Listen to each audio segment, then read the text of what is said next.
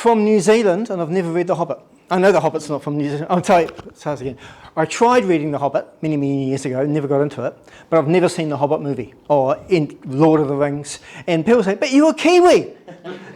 It was made there, and the New Zealander directed it. I said, yeah, I know. And he got an Academy Award. So, but he wasn't the first New Zealander to get an Academy Award. The first one was actually Anna Paquin for the piano. And this is going all off the dance. But I lost myself somewhere after Anna Paquin.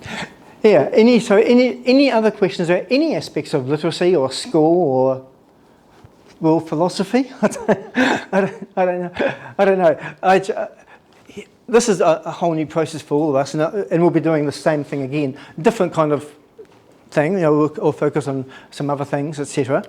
I think that I'm really impressed with the Oxford Reading Tree because I like the fact that it goes from here right through, okay, and the emphasis on phonics, and actually, if you went out there, you might see a whole lot of other reading schemes, and one thing they've all got in common, they actually understand the importance of the phonics base, okay?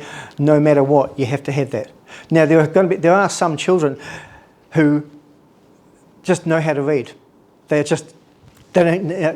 If a child knows how to read, you don't have to, say, okay, but they know it already.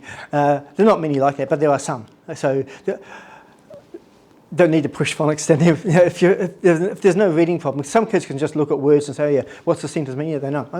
Okay, you don't need, etc. But that being said, you want to make sure that when they come to a word they don't know, what are they going to do? So, you might kind of partial phonics say, okay, what do you do now? Okay, you've got to sound them out. So what are the sounds? Okay. And I'm thinking of one particular boy I taught, and he's very smart. Oh, he's so smart. And one way of testing how smart kids are, their sense of humour. Okay? If a 6-year-old has a really unusual sense of humour, chances are they're pretty smart. I remember he came up to me, it was at lunchtime, and the children had to pack away their lunch up when they finished. And he came up and he said, "Can I pack away, Mr. John?" And I looked at him and said, "Okay, but why would you want to pack away, Mr. John?"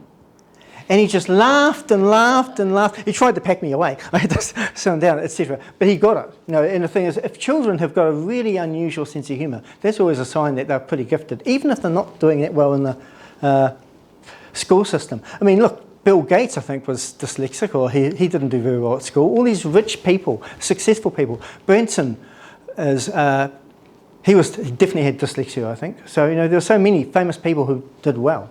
Okay, so education.